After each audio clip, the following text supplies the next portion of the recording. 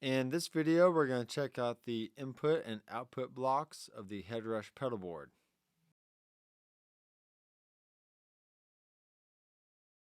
So I always see a lot of questions about why doesn't my guitar sustain when I hold out a chord, and the place to fix that is in the input block. So if you double tap on the input, you have all these parameters along the right side.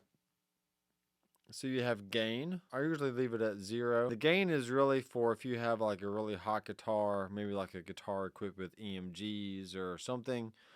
Or let's say you had a guitar equipped with single coils and it's not very loud compared to your other guitars.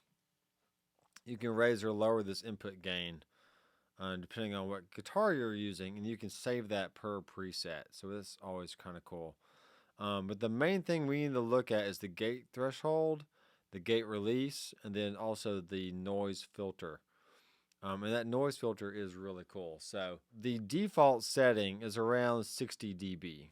And I'm not playing my guitar yet, but you can see that our noise floor down here is sitting at around 90 or so, right?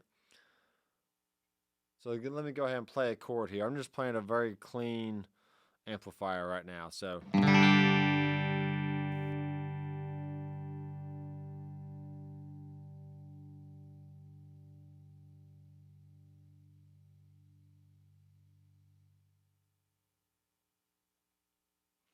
okay, and let me actually turn the release all the way down. Well, maybe about 10 seconds or so, 10 milliseconds. So let's do that again.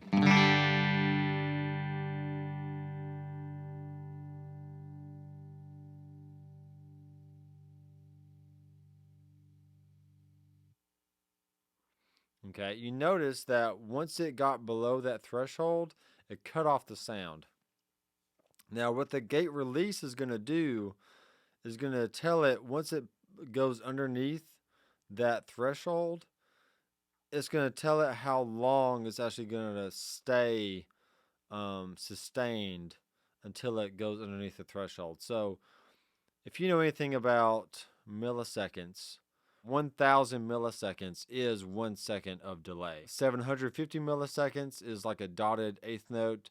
500 milliseconds is an eighth note. 250 milliseconds is like a 16th note.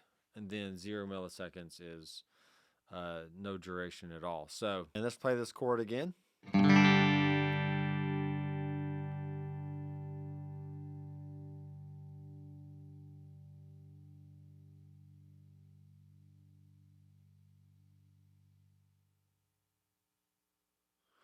Okay, so you notice that even though the guitar went below the threshold, it still kind of held on just a little bit longer because of that gate release. Okay, so that's always kind of cool.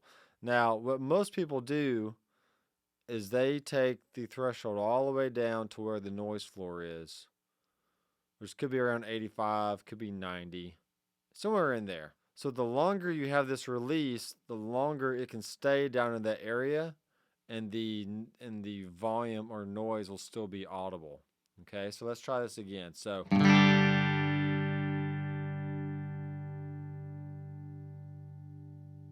just going to take a second for it to get all the way down there.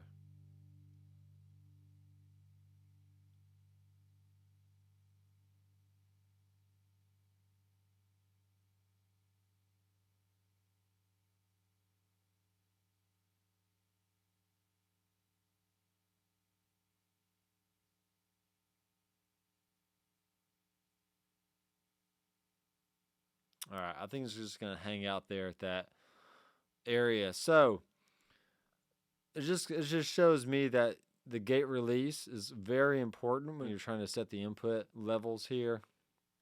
And we probably don't even need it to be a second long. Let's make it 250 milliseconds, which is about 1/4 of a second. Okay, so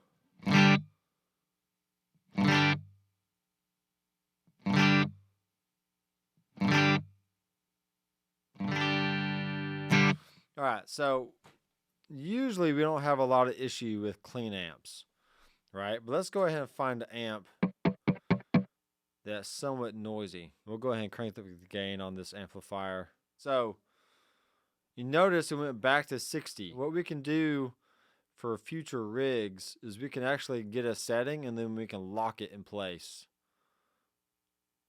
Okay, so it's going to apply that setting to all the other rigs, either in your set list or I guess the whole pedal board itself. So again,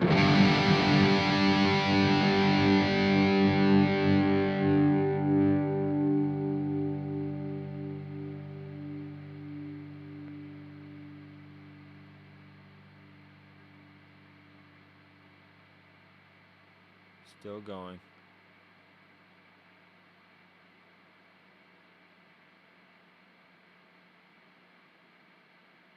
All right, it's going to hang out about right there.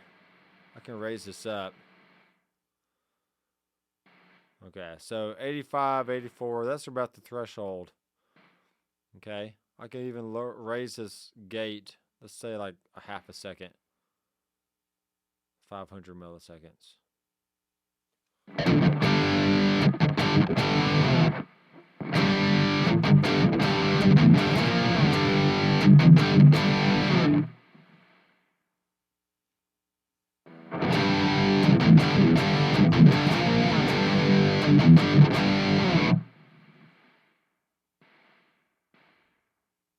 Okay, so all that noise that's down there in the bottom, we can clean all that up by the noise filter. Check this out. I can raise that up. See how it goes from white noise to like a really low rumble? Don't need to be that high. I usually make it about the same level as the actual gate itself.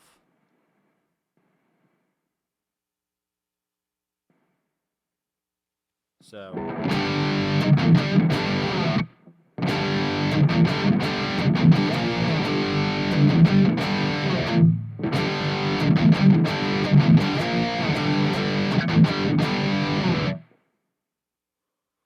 okay, we can make the gate have less milliseconds, so it really clamps down.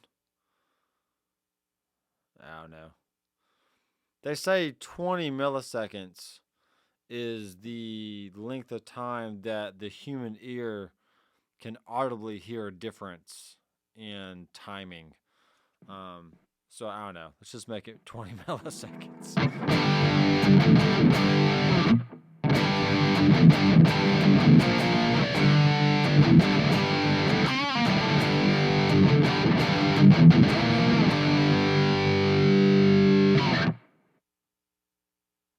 All right, so you notice it went below the threshold, and that noise filter helped it really to clean up that noise floor down there. So I probably would normally not have the gain up that much, but it all depends on what you're doing. The overdrive is still on. There's like a pre-cut thing going on here. So, and you notice it's dead quiet now. So even if you have a lot of gain, there are ways to tame it using that input block. So now I like that setting, so I can go ahead and lock it. And that setting should be there across the board, but we'll see what happens here. All right, now the output section is you want to make sure your green levels are well below the 0 mark, because this is a digital board. So when you play, check the levels here. All right, we got into the yellow right there. So we need to bring that down. Now there's two places we can do this, right? We can bring it down from the rig level, or we can go back into like the IR and say like, oh yeah, we need to bring the IR down, or we can bring the amplifier down. But usually you want the master volume or the gain, or even if it's an amp that doesn't really have a master volume, you want to get the tone you want and then adjust the overall output level of the rig. And let's say it's a really clean amp and you're not getting enough output, you can always raise the rig volume, right? Or if you're getting too much output, you can always lower the rig volume. So you just don't want it to hit the yellow at all. So let's see what this looks like.